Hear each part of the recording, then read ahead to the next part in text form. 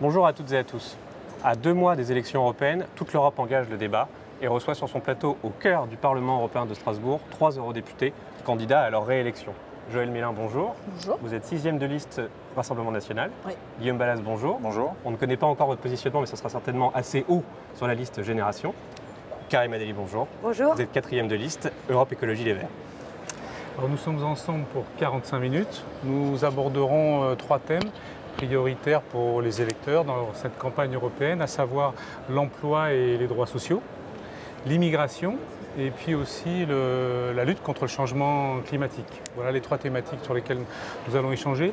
Donc avant de lancer ce débat, je vous propose d'ouvrir la séquence en vous accordant chacun 1 minute. 1 minute pour pitcher votre programme et nous dire ce qui fait que votre programme est le meilleur dans cette campagne européenne et séduire les électeurs. 1 minute. On commence par vous, Madame Mélin, si vous le souhaitez. Oui, bien volontiers. Allons-y, c'est parti. Merci. Oui, donc notre programme à nous s'inscrit dans une démarche qui est une démarche véritablement lucide par rapport à la construction européenne, aux 60 ans de construction européenne, qui n'ont pas donné les effets qu'en avaient espéré les fondateurs. Loin de là, on s'aperçoit que c'est une machine beaucoup trop lourde, beaucoup trop compliquée, beaucoup trop technocratique et que, à la vérité, pour tout dire, ces objets étaient mal définis. Dès l'instant que c'était la coopération entre les peuples, volontiers, c'est le cœur de notre programme. En revanche, en faire une grande machine à assurer les marchés et assurer les règles de la concurrence à l'intérieur de l'Europe, mais aussi au niveau mondial, bien évidemment, ce n'est pas du tout ça que nous souhaitons. À partir de là, nous repartons sur des fondamentaux. Comment coopérer en Europe avec des pays souverains, libres de leur choix politique, mais dans un cadre de coopération qui bénéficiera bien entendu de ces 60 ans de discussion, mais qui sera sous d'autres auspices. Très bien, merci Madame. Monsieur Balas. En fait, c'est assez simple. Quand on a le changement climatique, quand on a la mondialisation à réguler, quand on a les disparités sociales qui s'accroissent dans le monde et parfois aussi la violence, on voit bien que les États-nations seuls, les uns contre les autres, c'est-à-dire que si nous revenions aujourd'hui à simplement la forme d'État-nation, eh bien, nous serions dans une concurrence encore exacerbée par rapport à celle qui existe. L'Europe peut être un outil. Le problème, c'est qu'aujourd'hui, cet outil, il a été capté. Il a été capté notamment par les plus puissants économiquement, qui en ont fait leur instrument pour plus de dérégulation sociale, aucune action réelle en termes environnementaux, et on voit donc les inégalités s'accroître, et donc le ressentiment contre l'Europe se faire, alors qu'en vérité, c'est par rapport à ceux qui dominent l'Europe. Et donc, qu'est-ce que nous voulons, nous, à Génération, avec le printemps européen, notre alliance européenne, avec Yanis Varoufakis, l'ancien ministre de l'économie grec qui a lutté contre l'austérité, eh bien, c'est dire que maintenant, les citoyens doivent conquérir l'Europe. C'est-à-dire que comme en France, en 1789, eh bien, les citoyens ont conquis l'État, qui était aux mains notamment d'une petite minorité aristocratique, on doit aujourd'hui mettre dehors l'aristocratie européenne pour faire que les citoyens européens prennent leur destin en main, parce que ça peut être un formidable instrument de progrès social, écologique et démocratique. Merci. Conquérir l'Europe. Madame Karim Adeli, 1 minute. Très simplement, à l'heure où on a utilisé tous les mots, c'est-à-dire la maison brûle, tous les indicateurs sont au rouge, on a une perte de biodiversité qui est catastrophique. Aujourd'hui, on se dit une chose, c'est qu'on est réveillé par une jeunesse. Une jeunesse qui est dans la rue et qui ne nous dit pas, en tant que politique, qu'on leur dise bravo et merci, mais d'agir. D'agir vite et bien. Le rapport du GIEC nous dit si on continue comme on le fait, eh bien, il nous faudra 3 planètes. Donc ce n'est plus possible. Donc nous, notre programme, il est très clair. C'est la bataille du climat, parce qu'on a compris que si la bataille du climat, on s'empare de cet objectif, derrière c'est la bataille de l'emploi, et on fera en sorte que l'Europe redevienne le leader sur les questions climatiques. Tant qu'on ne résoudra pas la crise climatique, toutes les autres crises ne seront pas résolues. Ça, c'est le premier objectif de notre programme. Deuxième objectif, c'est une Europe où les multinationales ne feront pas la loi, mais surtout que la démocratie ne soit pas juste un simple souvenir pour nos générations futures, et de faire en sorte que l'Europe des libertés, face à des Orban, des Salvini qui arrivent, on leur dise c'est pas possible. Et enfin, je crois qu'il est grand temps, pas de relancer le projet européen comme les pères fondateurs, mais de relancer le rêve européen. Et je pense que qui mieux que la planète peut justement nous faire en sorte que on se résolut à dire on est tous ensemble, mais maintenant il va falloir choisir les amis de la défense de la planète et nos ennemis. Et nos ennemis, on sait c'est lesquels, c'est tous ceux qui sont les gros pollueurs de la planète et tous ceux qui veulent détruire cette planète qui aujourd'hui appelle à beaucoup plus de respect. Merci pour ces premiers messages. Sans attendre, passons au premier thème que nous avons sélectionné, l'emploi et les droits sociaux. Pourquoi ce thème en priorité? Parce que c'est celui qui a été évoqué par les Français lorsqu'ils ont été consultés par le Parlement européen. C'est leur première préoccupation pour ces élections européennes et c'est un secteur où il reste beaucoup à faire au niveau de l'UE. Guillaume Balas, je me tourne vers vous en premier pour lancer ce premier thème. Vous avez été rapporteur au cours de cette mandature d'un texte sur le dumping social, le pilier social. Est-ce qu'aujourd'hui, c'est ce qui manque en premier à l'Union européenne? Oui, mais en fait, c'est ce que je disais tout à l'heure. Il y a aujourd'hui une domination d'une petite élite économique qui s'approprie les richesses de façon extrêmement forte. Les inégalités s'accroissent et qui ne veut pas aujourd'hui de social en Europe. Et donc la question, c'est comment on l'affronte.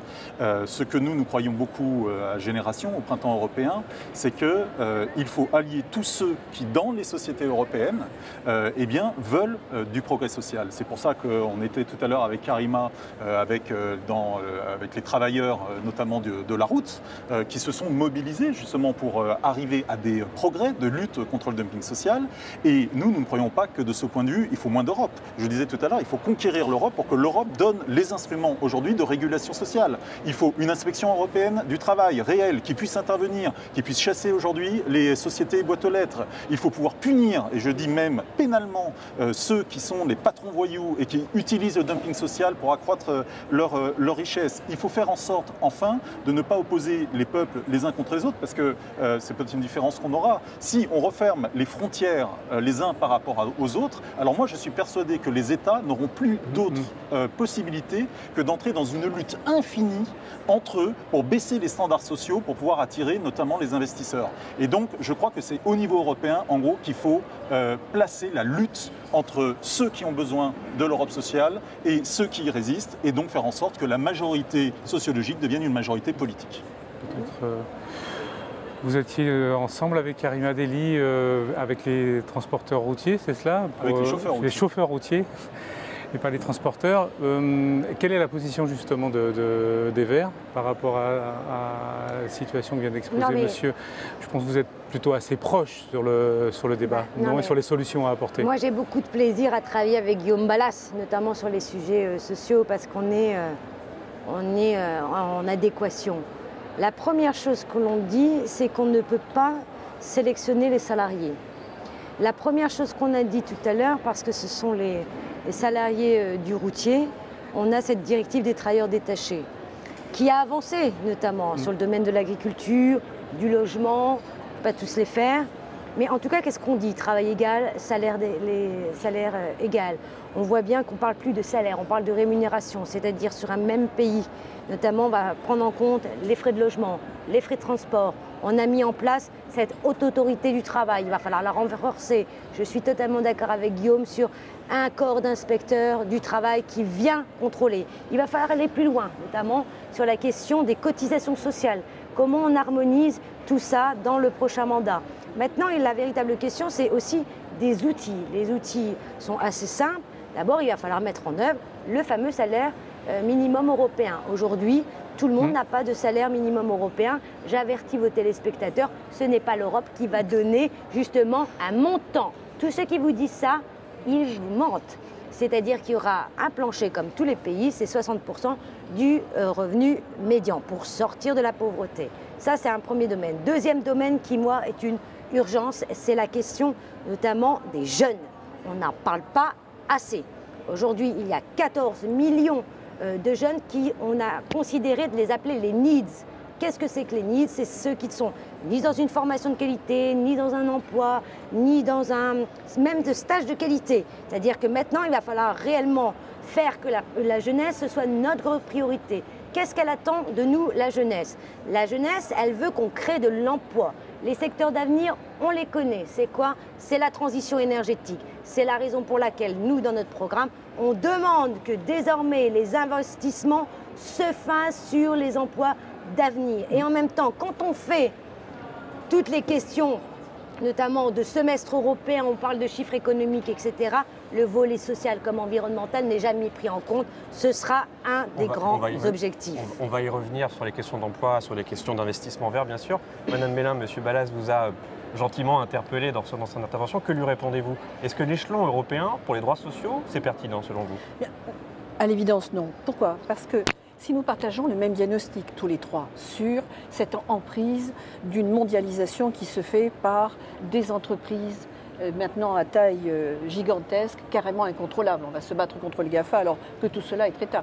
Et d'ailleurs, c'est bien la preuve que l'Europe a pris un retard énorme dans la perception des vrais dangers qui la menacent et dans les outils qu'il aurait fallu mettre en place, aussi bien en intelligence artificielle, en mesures technologiques. On n'est pas en retard sur l'intelligence artificielle. Oui, on n'est pas en retard. Écoutez, quand je suis allée à Toronto, entre nous soit dit, nous sommes des petits-enfants à côté de ce qui a déjà été mis. Pour le reste, madame, si vous permettez, le diagnostic, oui. Sauf que c'est cette construction de l'Europe qui d'ailleurs, on se demande même si l'Europe n'a pas été construite pour eux, sous cette forme-là. Et quand on voit, et Dieu sait que vous l'avez peiné, on a peiné un peu ensemble aussi sur les constructions de textes et les trilogues, quand on voit que cette recherche permanente d'un consensus qui de toute façon finit toujours par être un consensus mou, qui ne va pas directement au but, on est toujours dans le regret de ne pas avoir fait plus, ça nous amène à quoi? Ça nous amène à une situation au plan social. Moi je veux bien tout ce que vous voulez, et c'est à partir de là que moi je ferai mon vrai diagnostic. Moi j'ai pris des chiffres tout simples du tableau de bord social qui a recensé 10 ans de statistiques d'Eurostat et d'ailleurs. Les jeunes quittant prématurément le travail, ils ont augmenté entre 2015 et 2016 pour aller de 3 à 19% entre Malte et l'Espagne. Les écarts de salaire entre hommes et femmes, ils n'ont pas diminué, pardonnez-moi, depuis 2013. Les inégalités entre les 20% plus riches et les plus pauvres ont augmenté de 15% en 10 ans sur la zone euro. La pauvreté, elle a augmenté de 1 point dans la zone euro, alors qu'elle a été stable dans la zone hors euro. Les nets, mais on est-ce le que sait. c'est la faute Pardonnez-moi, je ne vous ai pas interrompu. Le chômage a été toujours de 2 points supérieur dans la zone euro. Alors, c'est la construction de l'Europe avec le critère particulier de cette monnaie. Mais la monnaie cristallise un petit peu, d'ailleurs, selon nous, la perte de possibilité pour chaque État de faire sa vraie politique sociale et économique. Et pourquoi elles doivent être séparées, quitte à être en coopération permanente, c'est que vous ne pouvez pas, quand vous avez un coût du travail moyen de 4 € dans certains pays pour aller à 44 au Danemark, par exemple, je parle de coût moyen brut, que ce soit bien clair dans les acceptations et qu'on n'ait pas de difficultés. On s'aperçoit que, on le sait, les spécialistes nous ont dit qu'il faudra 25 ans pour rattraper les retards. Alors, je veux bien tout ce que l'on veut, de toute façon, on ne peut plus continuer comme ça. Ce qui se fait en France, puisque nous sommes français, avec les gilets jaunes, c'est vrai pour la totalité de l'Europe. On n'en sort pas. On est dans un système, à parler, madame, au XXIe siècle, d'un revenu minimum à 60% du revenu médian. Non, j'ai dit un salaire. Mais un revenu ou un salaire. Ah, c'est pas pareil. Oui, non, mais encore faut-il, je vous signale, madame, qu'en France, rien qu'en France, il y a 12 millions de personnes entre 18 et 64 ans qui ne travaillent pas. On fait quoi de ces gens qui n'ont pas de salaire? Donc c'est un vrai... Attendez, pardonnez-moi, je termine. Juste pour vous dire que dans l'état actuel, en matière de social, c'était un domaine où l'Europe aurait pu jouer sa carte. Ça a été un des domaines oubliés. L'emploi était un des domaines oubliés, comme la recherche a été un des domaines oubliés. Et pour cela, dans l'état actuel des choses, il y a véritablement le fait à la maison. Alors, je veux bien vous entendre, madame, pour parler de l'alpha et de l'oméga sur le climat, mais il y a peut-être pas mal d'autres choses. Parler des jeunes, je suis ravie, mais moi, je connais quand même, de par ma profession et de par beaucoup de choses, tous les gens qui ont plus de 60 ans et qui vont être obligés d'aller retourner travailler, tous les jeunes retraités qui sont obligés de faire des mini-jobs. C'est la totalité de la société qu'il faut aider. Voilà. Guillaume Balaz, il y a un gros problème parce que, en fait, c'est comme si on confondait le terrain de football avec le match qui s'y déroule. C'est là où je ne suis pas d'accord avec vous. C'est qu'en France, M. Macron il fait une politique inégalitaire, antisociale et anti-écologique. Ça n'est pas dû à l'Europe, et si jamais nous avions les frontières fermées et que M. Macron était au pouvoir, il ferait exactement la même politique. Et là où il y a un problème, c'est que l'Union européenne aujourd'hui est dominé par des forces qui, en effet, ne veulent pas de transition écologique, ne veulent pas aujourd'hui d'égalité sociale. C'est absolument clair. Donc la question qui se pose, c'est est-ce que vous considérez qu'en refermant les frontières et en cassant le marché unique, vous allez réussir à faire en sorte qu'on lutte contre ça? Je ne vois pas pourquoi. Parce que vous aurez les mêmes gouvernements, et ces gouvernements, aujourd'hui, ne veulent pas plus de transition écologique et plus d'égalité sociale. Donc ce qu'il faut, comme nous l'avons fait, notamment, j'y reviens, pendant la Révolution française, qu'est-ce qu'on a fait dans notre pays? Eh bien, dans notre pays, on a décidé que ce qui appartenait à quelques-uns devait appartenir à tous. C'est ce qu'on a appelé la Révolution française, la souveraineté populaire. Eh bien, cette souveraineté populaire, c'est ça qu'il nous faut construire aujourd'hui en Europe. Vous l'avez dit, dans tous les pays européens, il y a aujourd'hui des mouvements sociaux. Il y a aujourd'hui des mouvements qui luttent justement contre les effets néfastes du dumping social, de la domination, de la mondialisation libérale telle qu'elle est. Eh bien, c'est justement ces gens-là qu'il faut réunir, pas pour que l'Europe fasse tout, mais pour que l'Europe fasse son job. On doit conquérir le pouvoir en Europe pour mettre en place les instruments. Et les instruments, nous pouvons les avoir. Il y en a un qui est absolument essentiel, c'est l'investissement. On le sait. Aujourd'hui, nos États sont très sympathiques, mais seuls et isolés, ils auraient bien du mal à pouvoir investir de façon massive, autant que nécessaire, dans la transition écologique, par exemple. Et donc, c'est pour cela qu'il faut ce qu'on appelle, nous, le Green New Deal en anglais, le New Deal vert, cette référence notamment aux États-Unis, et qui fait qu'avec un investissement massif, on peut lier justement la question sociale et la question écologique pour sortir de la question que les Gilets jaunes nous ont posée. Un tout petit peu de patience pour le Green New Deal. Karim Ali, vous vouliez Non, répondre. mais je vais répondre à plusieurs choses. D'abord sur le salaire européen. Pourquoi il en faut un? Parce que madame, vous dites, mais il y a des pays où justement, il y en a qui gagnent 4 € par heure.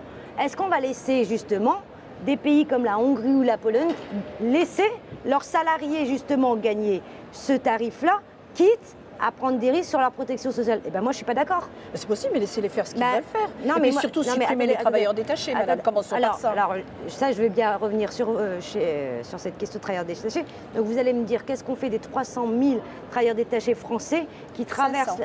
500. Qui traversent et qui sont français et qui sont hautement qualifiés, notamment des ingénieurs? Vous allez leur dire, on arrête justement ce statut et donc vous allez justement remplir les cohortes de chômeurs. On repart avec un autre statut, ça ne marche pas.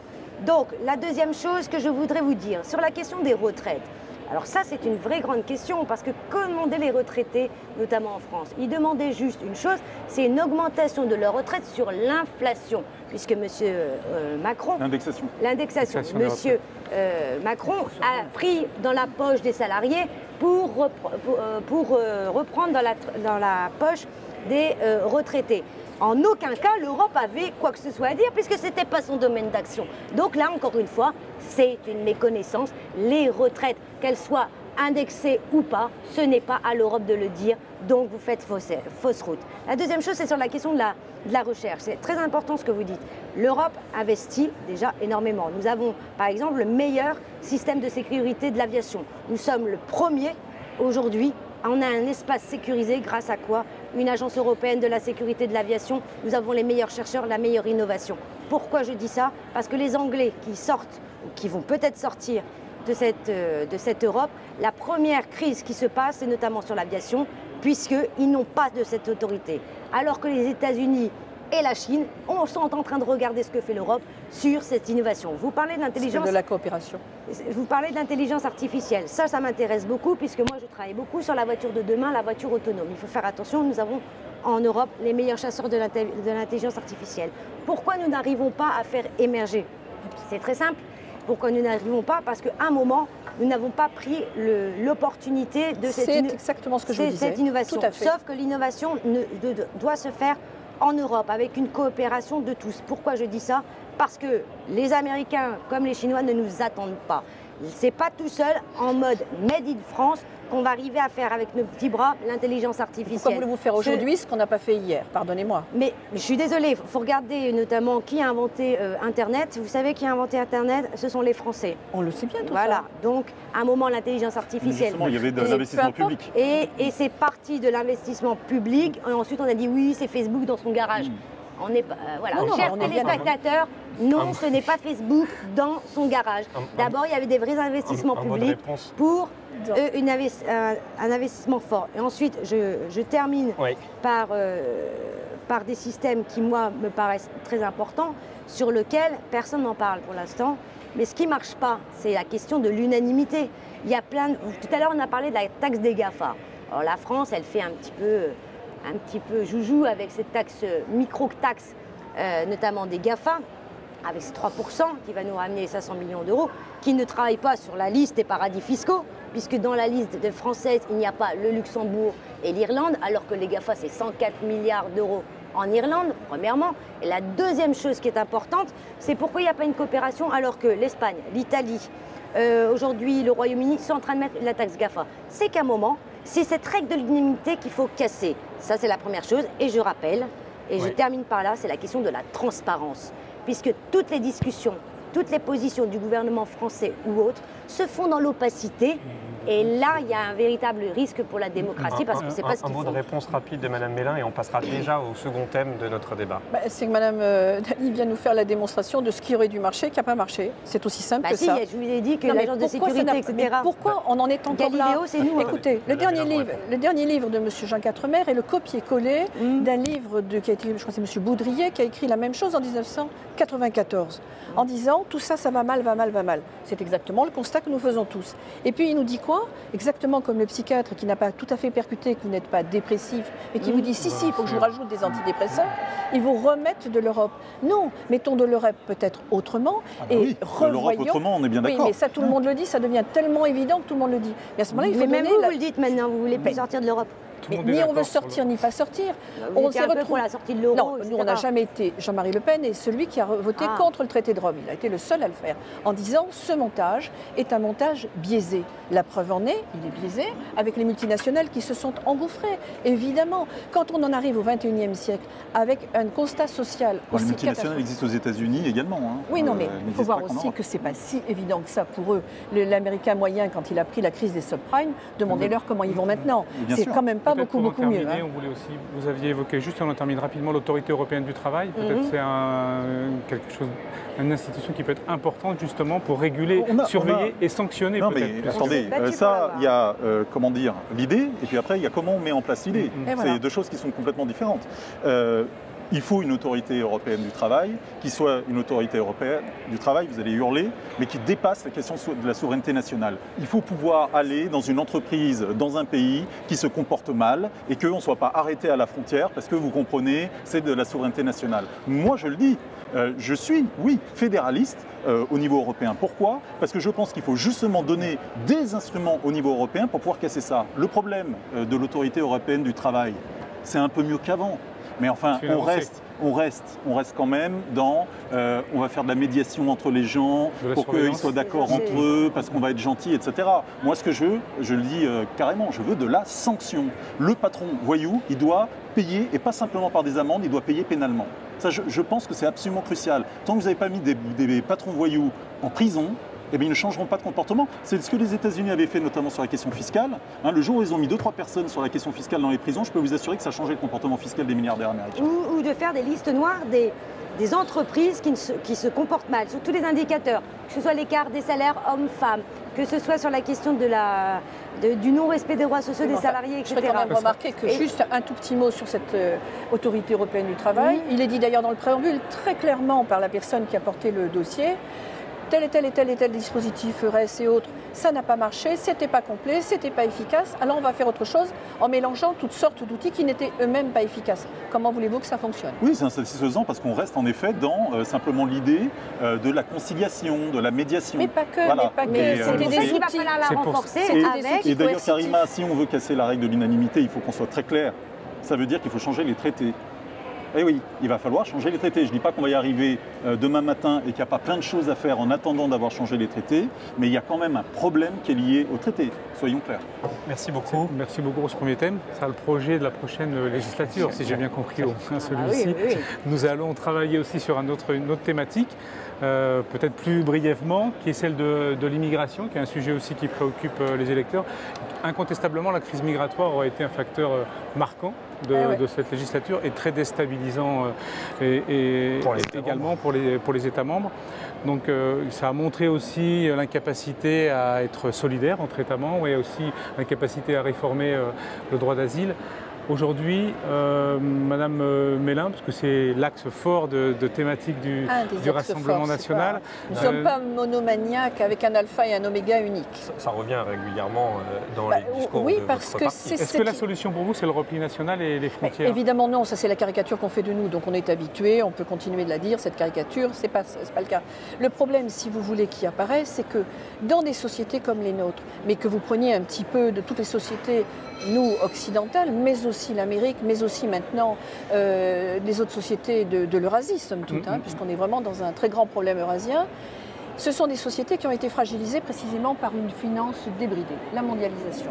Et quand vous venez, et je suis très prudente dans mes propos, mais volontairement, quand vous venez sur des sociétés déjà très fragilisées, amener un facteur déstabilisant, c'est vous-même qui avez dit le terme tout à l'heure. Évidemment, ça ne passe pas.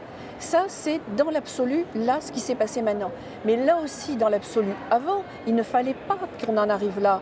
Il ne faut pas laisser... Le docteur Mukwege est venu ici, il a reçu le prix Sakharov ici, il a reçu le prix Nobel, nous expliquer comment des mercenaires viennent vider l'Est Congo de sa population pour des raisons économiques. Il y a une énorme démarche à faire, je pense surtout à l'Afrique, mais pas que. L'Amérique du Sud est en train de subir un sort qui ne va pas tarder à ressembler au sort de l'Afrique. Il faut donc ouvrir des coopérations internationales, mais qui ne soient pas que ce qu'on a vécu jusqu'à présent, avec de l'argent qui circule à flot et qui n'arrive jamais aux populations. Pourquoi? Parce qu'en arrière, les multinationales, et particulièrement toutes les sociétés qui s'occupent de matières premières, sont là à l'affût pour aller dans des réservoirs géants de matières premières. Donc l'immigration, c'est un problème où chaque pays doit aujourd'hui, parce que la crise est là, trouver des solutions à la fois humaines, à la fois techniques et à la fois intelligentes, mais aussi qui arrêtent le phénomène. Parce que maintenant, trop c'est trop. Quant à l'Italie, elle a été obligée de Salvini, voilà, 3 mots, elle a été obligée de prendre des décisions radicales. Pourquoi? Parce que l'Italie a été pendant longtemps, après la Grèce et maintenant le sud de l'Espagne, une des 3 voies d'immigration qui venait d'au-delà de la Méditerranée. Il a fallu arrêter, donner un signal fort. À partir de là, ça n'empêche pas d'avoir des coopérations internationales de qualité, bien évidemment. L'Italie, elle veut, après on donnera bien sûr la parole à M. Ballas et Mme Dely, mais l'Italie de M. Salvini qui est au pouvoir actuellement, lui, il demande par exemple davantage de coopération européenne, des relocalisations, une main tendue. C'est pas vraiment votre discours. Par rapport au Dublin, par rapport aux règles actuelles, si vous voulez, parce que là, il y a un vrai problème. Il faut quand même une dose de coopération intra-européenne. Dans le Midi, là où j'habite, nous avons énormément d'immigrés, enfin de migrants, disons, qui sont en attente d'une éventuelle régularisation. On sait que les 3/4 ne l'auront pas. Logiquement, ils devraient retourner en Italie. Voilà pourquoi Salvini demande l'aide des Européens. Pas uniquement parce qu'il veut faire une coopération et partager la patate chaude. Sur pas du tout. Tout le monde est d'accord. La problématique, c'est la réponse. Alors, est-ce que la réponse, elle doit être collective? Je pense que... Moi, je ne sais pas si sur le constat, on est totalement d'accord. Ah oui, moi non plus. Parce que moi, je vais vous dire, il faut quand même être extrêmement réaliste. On a tous fait ici un petit peu d'histoire. Et on sait tous qu'à la fin du 19e siècle, quand l'Europe a doublé en termes de population, eh bien, il y a eu des émigrations massives sur d'autres continents. On voit bien aujourd'hui que la démographie, notamment d'un certain nombre de pays, font qu'il va y avoir plus de migrations. Pas d'ailleurs vers l'Europe en priorité, c'est en fait des migrations sud-sud qu'il va y avoir. Le changement climatique, le réchauffement climatique va accroître cela. Alors face à ça, il y a plusieurs hypothèses. Soit on se met un mouchoir sur le nez et on dit ça n'existe pas, et vous aurez de l'immigration illégale, mal faite, comme on connaît aujourd'hui, avec des pays qui vont être complètement dans l'incapacité de pouvoir y répondre, d'autres qui vont dire surtout c'est vous qui vous en occupez, nous on fait absolument rien, et vous allez aboutir à des crises politiques telles que l'Italie par exemple a connu. Quand je parlais de constat tout à l'heure, c'était celui-ci que alors, je voulais non, faire. Mais c'était pas le constat. Je crois que justement, il faut dire que réponse, oui, justement. nous allons. Alors d'abord, oui, il va y avoir plus d'immigration en Europe, pas de manière énorme, mais il va y en avoir un peu plus. Et souvent, on est à l'inverse des réponses qu'il faudrait donner. Je vais montrer un exemple. Il y a plein d'études qui ont démontré que si vous donnez à des migrants eh bien, la capacité de pouvoir aller et venir, en fait, ils vont moins rester chez vous. Parce qu'ils vont pouvoir établir notamment un parcours de migration qui est un parcours de migration fluide. Or, quand vous les bloquez chez nous, parce qu'ils ils sont clandestins, parce qu'il y a du blin, parce que, etc., eh bien, vous allez casser justement quelque chose qui est naturel et qui fait qu'il y aurait une meilleure circulation. Deuxième élément, il faut évidemment lutter contre tout ce qu'on fait en Afrique, lutter contre les accords de libre-échange pourris qu'on est en train d'imposer à ces pays, contre les sociétés européennes qui font cela. Mais simplement, je veux dire une chose, il faut vraiment l'avoir en tête. Il n'est pas pas vrai de dire que simplement par l'aide, nous allons pouvoir résoudre le problème des migrations, puisque ce sont souvent justement les classes moyennes supérieures, qui sont tentées par le départ car elles en ont les moyens. Et donc, de toute façon, je le dis, même l'Afrique connaît aujourd'hui un développement économique réel, anarchique mais réel, et vous aurez de toute façon des poussées migratoires. Comment on y répond? Eh bien, on y répond, ce qui serait théoriquement le mieux, c'est avec une politique de l'Union européenne sur la question. Alors, toutes les agences, etc. sont bienvenues, mais surtout avec une répartition, j'allais dire, de la charge migratoire. Et donc, on casse les règles absurdes qu'on a mis avec notamment la règle de Dublin. Et si on n'y arrive pas, parce qu'un certain nombre de pays s'y refusent, comme c'est le cas aujourd'hui, alors rien n'interdit de faire des coopérations renforcées. Et moi, je vous le dis, j'ai honte, mais honte de l'État français dans la manière dont il s'est comporté, qui va donner des grandes leçons à l'extérieur d'humanisme et de grands discours théoriques sur le respect des migrants, et qui s'est comporté de manière absolument indigne quand il avait sa responsabilité, notamment par exemple par rapport à l'Aquarius. Ce sont des choses à courte vue, qui sont électoralistes et qui ne fonctionneront pas sur le long terme. Donc, ce qu'il faut aujourd'hui, c'est oui, regardez la réalité en face, il y aura plus de migration et donc nous devons mieux l'organiser de manière commune. Karima Delli. On peut dire que l'Union européenne a failli dans sa responsabilité d'accueil. On fait même pire que ça, avec ce qu'on fait les centres, notamment à l'extérieur. Et ça, il faut le dire. Il faut le dire. Je crois qu'il faudrait dire surtout, c'est que ces gens-là ne quittent pas leur pays pour profiter de quoi que ce soit. En règle générale, souvent ce sont des dublinistes, alors qui dépendent du régime de Dublin et qui sont là parce qu'ils ont des droits aussi. Et un des premiers droits que les États membres ont l'obligation de faire, c'est l'accueil. Et quand on regarde justement qui a pris ses responsabilités de qui ne les ont pas pris, je pense que la France est véritablement une honte. Pourquoi? Parce que la France a peur de son ombre. Elle a peur de son ombre. La France était un grand pays justement qui n'avait pas peur de retrouver ce mot qui est la fraternité et la solidarité. Souvenez-vous, sous Valéry Giscard d'Estaing, lorsqu'on ouvre les portes et les fenêtres à 200 000 people, ça ne pose aucun problème. Aujourd'hui, ça pose des problèmes.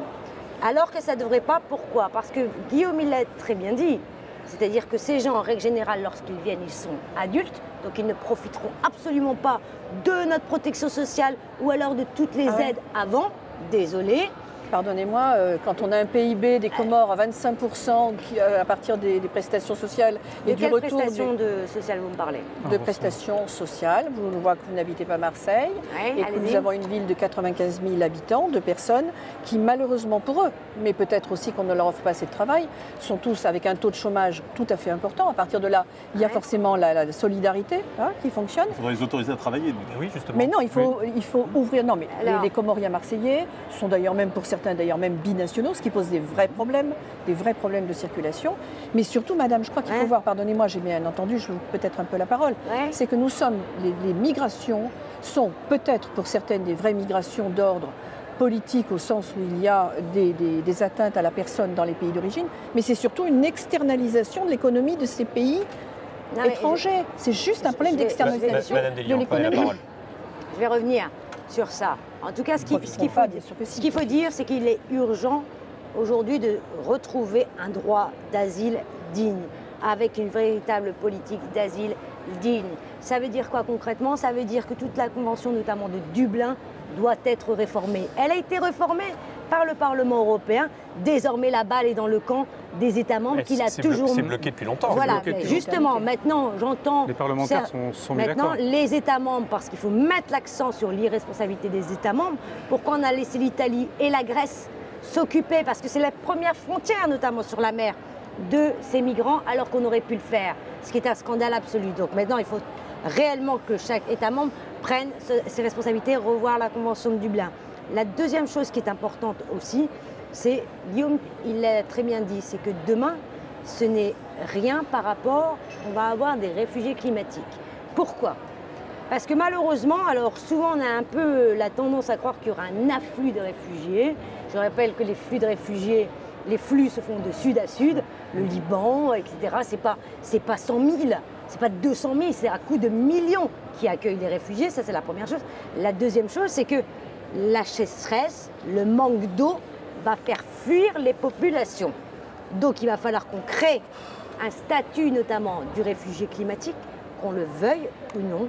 Et la deuxième chose qui, moi, me paraît importante, c'est la question de l'injustice. C'est-à-dire qu'aujourd'hui, les pays du Nord, qui sont les plus gros producteurs de CO2, etc., dont subissent les pays du Sud, où on leur demande justement qu'on leur tende la main, on ne leur tend pas la main. Regardez toutes les COP 21, etc., on n'arrive même pas à se mettre d'accord, rien que sur un fonds vert pour les aider. Vous vous rendez compte? Donc maintenant, la solidarité, elle doit reprendre maintenant le devant de la scène dans les valeurs européennes. Ça veut dire quoi concrètement? Chaque État membre doit rentrer dans une politique de solidarité et de fraternité pour pouvoir accueillir dignement ces gens et les accompagner. Et je tiens à dire aussi que lorsqu'il y a des enfants, un enfant reste un enfant, comme un mineur isolé est un mineur. Et je ne supporterai plus que dans mon pays, on sélectionne soit des enfants, ou soit on trouve des excuses. Par exemple, j'ai vu la semaine, il y a 15 jours, à l'Assemblée nationale, on reprend toujours ce serpent de mer qui est l'aide médicale d'État, ce qui est un scandale. Si cette aide médicale d'État existe, elle existe tout simplement parce que nous avons des médecins qui croient au serment d'Hippocrate. Le serment d'Hippocrate dit « toute personne qui a besoin de se faire soigner doit être accompagnée ». Madame, l'AME, ce n'est pas le soin, c'est la prise en charge du soin, c'est pas pareil, oui, excusez-moi. Les soins, on les a toujours donnés, ça ne se discute pas une seconde, c'est une prise en charge institutionnalisée, avec des possibilités de prise en charge, avec des taux qui sont des taux à 100%, que les veuves d'agriculteurs, que les veuves de commerçants, pour peu qu'elles aient le malheur d'être propriétaires d'un bien familial, ne peuvent pas avoir. C'est juste ça. C'est peut-être à elle qu'il faut le donner. Non mais moi je mets pas, je fais pas de la concurrence non, moi non entre les plus, pauvres. mais quand on essaie de gérer les finances d'un pays, on fait une priorité. On fait des priorités. Il nous reste encore un thème très important et il nous reste très peu de temps. Non mais je vais terminer parce que ça c'est important. Moi je fais pas de la concurrence entre les pauvres. Je dis juste que des gens qui arrivent, et notamment lorsqu'ils ont des cancers, de la tuberculose, etc. Ils sont tous soignés, madame. Ils sont tous soignés. Oui, mais il y a des gens, vous savez quoi, qui veulent absolument couper ces aides pour instrumentaliser derrière, pour dire attention, justement, il y a des migrants. C'est impossible. Et la deuxième chose... Ces gens-là, c'est nous. C'est aussi simple que ça, c'est nous. Il n'y a aucun problème. Nous assumons parfaitement. Les soins d'urgence, toujours. Les soins réglés, c'est-à-dire ceux qui peuvent éventuellement être pris dans le pays d'origine. Il y a des règles pour ça. Il y a des médecins assermentés pour ça, pour dire qui peut avoir, qui ne peut pas avoir. Il y a des bons médecins qui respectent bien l'AME. Et justement, pourquoi il faut ça? Parce qu'il suffit qu'un réfugié ou un migrant ait la tuberculose et qu'il propage ça dans une population, ce n'est pas possible. Notre médecine est une médecine sérieuse, avec des médecins sérieux et qui comprennent le serment d'Hippocrate. Et moi, je considère qu'aujourd'hui, il ne faut absolument pas supprimer cette aide médicale d'État. Merci beaucoup. Comme d'habitude, quand on prévoit 3 thèmes, le 3e est réduit à la portion congrue. On va quand même le traiter. Allez, non, c'est l'urgence. Parce que c'est, bien entendu, tout est prioritaire. Tout est prioritaire, mais on va y revenir. On va essayer de résumer les choses en peu de mots, si on peut. Karim Adeli, on reste avec vous, puisque Madame Mélin, vous avez initié le thème sur l'immigration, Monsieur Ballas sur les droits sociaux. C'est le cœur du programme, logiquement, le nom est dans le titre d'Europe Écologie Les Verts. Concrètement, une banque européenne du climat, un plan d'investissement de 100 milliards d'euros, c'est ce que j'ai lu, c'est ça? Oui, parce qu'il faut dire tout de suite, maintenant, ça ne suffit plus les petits pas. Maintenant, il va falloir aller à l'échelle au-dessus, parce qu'on a urgence. 100 milliards d'euros, c'est pour des investissements dans l'économie réelle, dans une agriculture qu'il faudra accompagner notamment pour nos agriculteurs. Il faut qu'on sorte des pesticides, il faut qu'on aille vers le bio, il faut que nos agriculteurs vivent dignement de leur travail. Aujourd'hui, c'est 320 € par mois chez nos agriculteurs et ensuite, c'est un suicide tous les 2 jours. Et vous savez quoi, si on se met tout de suite à l'agriculture bio via une nouvelle PAC, parce que là aussi, ce sera important dans le débat de l'automne qu'on aura, il va falloir qu'on comprenne que ça crée de l'emploi local. Pareil sur les transports publics. Il est grand temps de relancer au niveau européen un plan de rénovation ferroviaire. C'est gagnant pour le climat, c'est gagnant notamment pour les emplois en relançant le fret. Les camions sur le train comme sur le fluvial. Et un autre domaine sur lequel maintenant il va falloir mettre le paquet, c'est-à-dire les énergies renouvelables. On sait que c'est le défi, l'énergie du 21e siècle. On sait que partout, on peut le faire et on doit faire en sorte que l'Europe devienne le leader du climat et dans les énergies renouvelables. Pourquoi? On ne doit plus dépendre des autres pays, notamment sur cette question énergétique. On a des outils, maintenant il faut aller vite et bien et réorienter ces investissements. Monsieur Ballas, alors, parce que c'est la Green guerre New Deal. des milliards, 100 milliards Non, d'investissements pour les Verts. Tant mieux si un Green c'est New Deal partagé. de 500 milliards.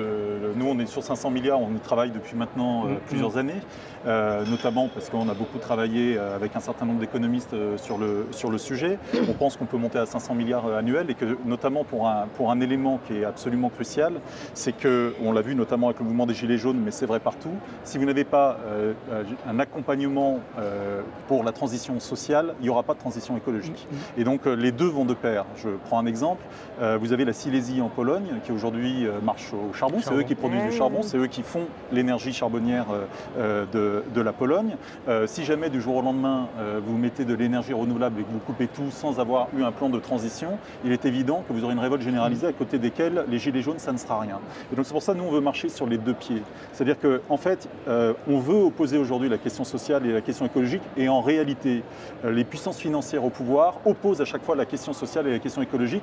Dès qu'on veut faire un pas dans la direction écologique, on dit bah oui, mais ça va compromettre sur l'emploi, et on nous fait ce chantage-là. Donc il faut un plan massif aujourd'hui d'investissement public pour pouvoir casser justement cette opposition entre le social et l'écologique pour arriver justement à faire en sorte qu'il y ait cette double transition. Mais il ne faut pas se mentir.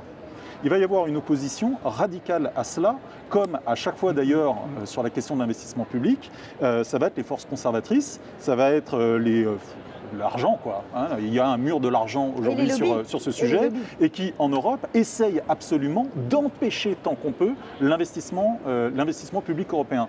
Et je le dis, il ne suffira pas de dire on redonne de la liberté aux investissements nationaux. C'est bien. Pourquoi pas, je veux dire, moi je ne suis pas du tout en faveur des 3% et toutes ces bêtises qu'on s'est mis comme contraintes et qui ont contribué au fait qu'après la crise de 2008, on n'arrive pas à sortir de l'ornière. Il faut sortir justement des 3%, je vais vous dire, les investissements verts. Oui, mais alors, moi je vais vous dire, on peut faire la même chose sur les investissements éducatifs. Le problème, les investissements sociaux, c'est pour ça que c'est la règle. C'est la règle aujourd'hui qu'il faut revoir. Mais surtout, il faut mettre l'investissement au niveau européen. Et si vous mettez l'investissement au niveau européen, soyons clairs, ça a une conséquence politique. Ça veut dire qu'à partir de ce moment-là, il faut un Parlement européen souverain. À budget européen réel, il faut un Parlement souverain au niveau européen. On ne fait pas des budgets qui ne sont pas contrôlés.